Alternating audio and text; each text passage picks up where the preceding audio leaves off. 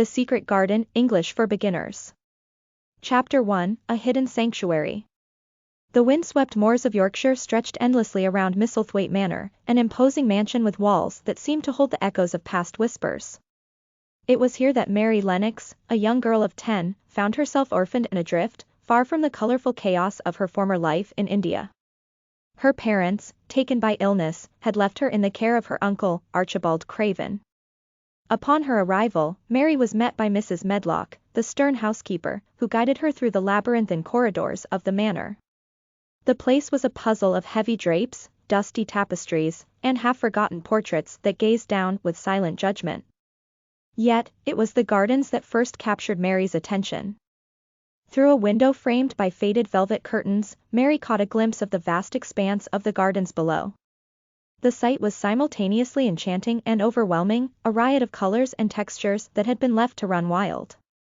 Intrigued by the allure of the outdoors, Mary ventured outside despite Mrs. Medlock's warnings. The gardens were a tangle of untamed beauty.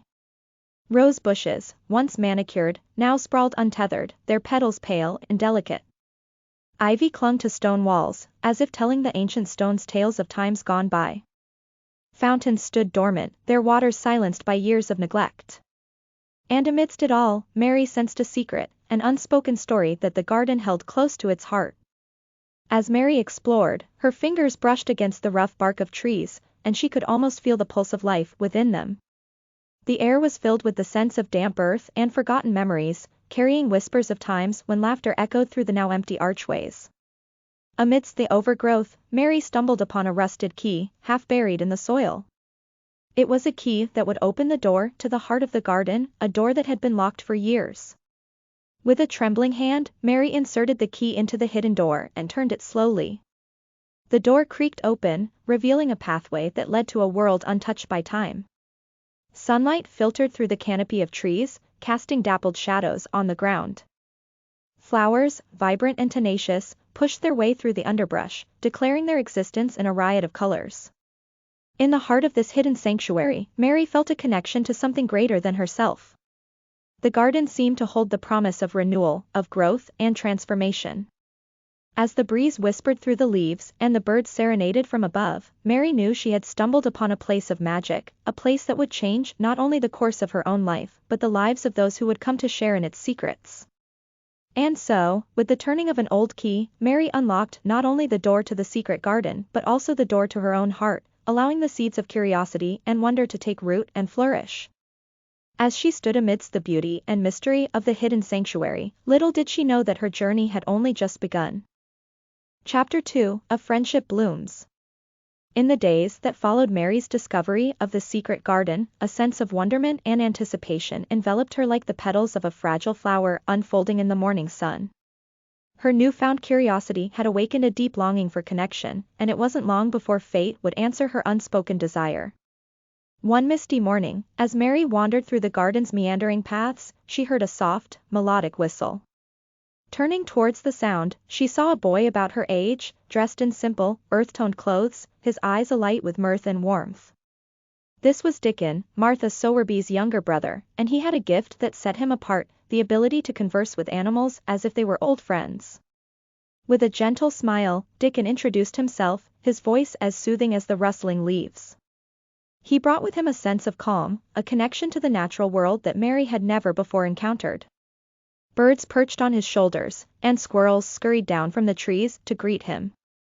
It was as if the entire garden recognized him as its keeper.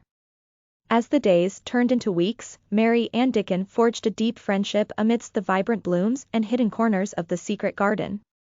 Dickon became Mary's guide to the rhythms of the earth, the way the wind whispered through the leaves, the dance of sunlight on petals, the gentle sway of grasses in the breeze.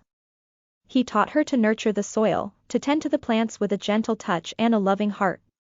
Together, they breathed life back into the garden, coaxing dormant plants to unfurl their leaves and coaxing shy animals to reveal themselves. They laughed together, sharing stories and dreams as they worked side by side. Mary discovered that the more she gave to the garden, the more it gave back to her, a sense of purpose, a feeling of belonging. And then there was Martha, Dickon's older sister, whose warm heart and easy laughter were a balm to Mary's loneliness.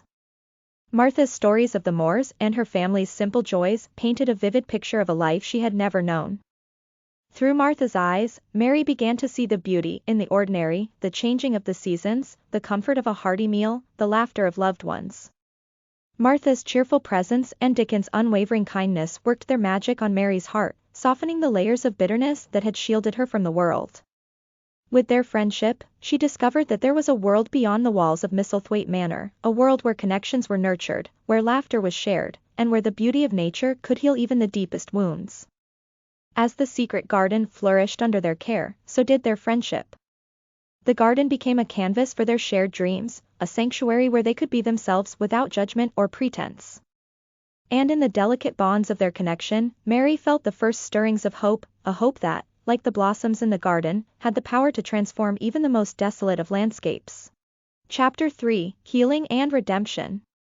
In the heart of the secret garden, amidst the vibrant blooms and the gentle hum of life, a profound transformation was taking root, one that extended beyond the garden's borders and into the lives of those who tended to its beauty. The magic of the garden was not limited to its flowers and foliage, it extended to the hearts of its caretakers, breathing life into wounded spirits and offering a chance at healing and redemption. Colin Craven, the young master of Misselthwaite Manor, had been a prisoner of his own perceived fragility for as long as he could remember. Hidden away from the world due to his supposedly delicate health, he had grown up in isolation, surrounded by the whispers of servants and the stifling weight of his father's grief. But the winds of change were stirring, and the garden's enchantment was about to reach even the darkest corners of the manor. One day, as Mary and Dickon continued their diligent work in the garden, Colin ventured out of the confines of his room and into the sunlight. Guided by the whispers of curiosity and the distant laughter echoing from the garden, he found himself drawn to the secret sanctuary that Mary had uncovered. His first glimpse of the garden was a revelation, a world bursting with colors, scents, and life, a stark contrast to the pale, sterile rooms he had known. Meeting Mary and Dickon was like stepping into a world he had never known existed. Their laughter was infectious, their camaraderie a source of wonder. Mary's spirit of curiosity and Dickon's easy connection with nature captivated Colin, sparking a newfound desire within him. He wanted to experience life, to feel the earth beneath his feet, and to breathe in the fragrance of a world that had been denied to him for so long. With Mary's encouragement and Dickon's steady presence, Colin began to venture into the garden more and more. His legs, once deemed weak and unusable, slowly gained strength as he wandered among the flowers and trees. Each step was a victory, each moment in the garden a triumph over the limitations that had bound him. The very act of nurturing the garden seemed to nourish Colin's own spirit, filling him with a sense of purpose and vitality he had never before known. Archibald Craven, Colin's father, watched the transformation with a mixture of hope and trepidation. For so long, he had grieved for his wife and had cloistered himself away from his son. But witnessing Colin's newfound zest for life and the beauty of the garden began to chip away at the walls he had erected around his heart. He realized that he had been denying his son the chance to truly live, to embrace the world beyond their shared sorrow. As Colin's health improved, so did the bond between father and son. They shared tentative conversations, long-held secrets, and tearful reconciliations. The garden, with its healing touch and its symbolic power of renewal, became a place where wounds were mended and relationships were rekindled. The very essence of the garden, the connection to life, growth, and renewal, mirrored the journeys of its caretakers, offering them a chance at redemption and a fresh start. And so, within the heart of the secret garden, a delicate alchemy of growth and healing unfolded. As the garden's blooms flourished under the tender care of Mary, Dickon, Colin, and even Archibald, so too did the human spirits that had been touched by its magic. The garden was not merely a refuge of beauty, it was a catalyst for transformation, a testament to the resilience of the human spirit and the power of connection. Chapter 4: Rediscovering Joy. As the seasons flowed seamlessly through the hidden sanctuary, they mirrored the changing lives of those who had found solace and companionship within the secret garden. With each passing day, the garden's vibrant colors and flourishing life were a testament to the healing power of nature and the transformative magic of connection. Mary, Colin, Dickon, and even Archibald had come a long way since their first encounters with the garden's enchantment. The once overgrown and abandoned haven was now a thriving oasis of life, a place of laughter, growth, and newfound purpose. Mary and Colin, once distant and guarded, had formed a friendship that defied their troubled pasts. Their shared experiences in the garden had woven a bond that went beyond words, a connection rooted in the shared discovery of beauty, growth, and the joy of simple pleasures. Their laughter echoed among the flowers, a testament to the healing power of companionship and the transformation it could bring. Colin, once confined by his own fears and his father's overprotectiveness, now roamed the garden with a vitality that seemed to draw energy from the very earth. His body had grown strong, but his spirit had grown even stronger. He reveled in the sensation of the wind on his skin, the texture of the soil beneath his fingers, and the sheer delight of exploring a world that had once seemed beyond his reach. The garden had become a playground of possibilities, a canvas on which he could paint his dreams and aspirations.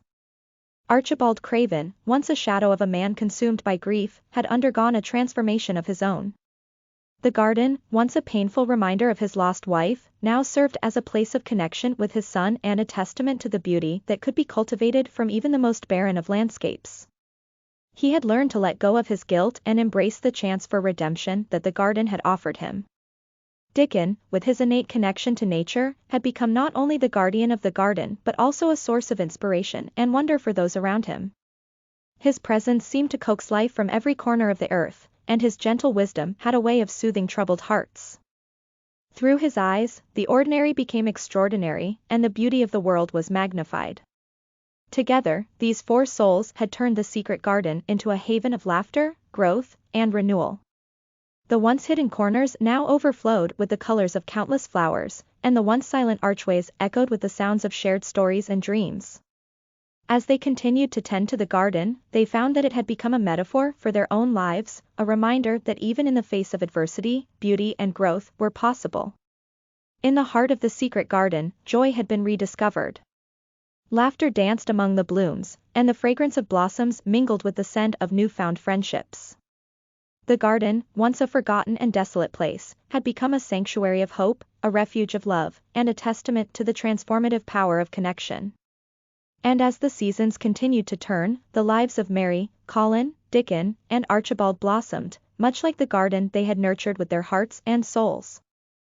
Chapter 5, Blossoming Connections.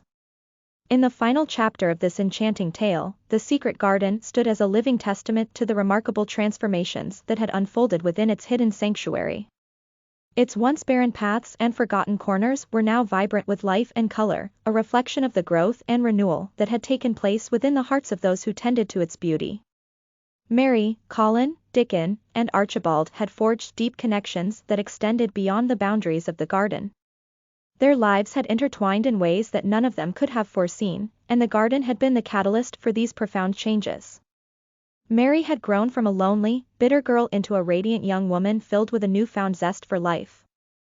Her spirit was no longer shrouded by anger and isolation, instead, it radiated with curiosity, kindness, and a genuine love for the world around her.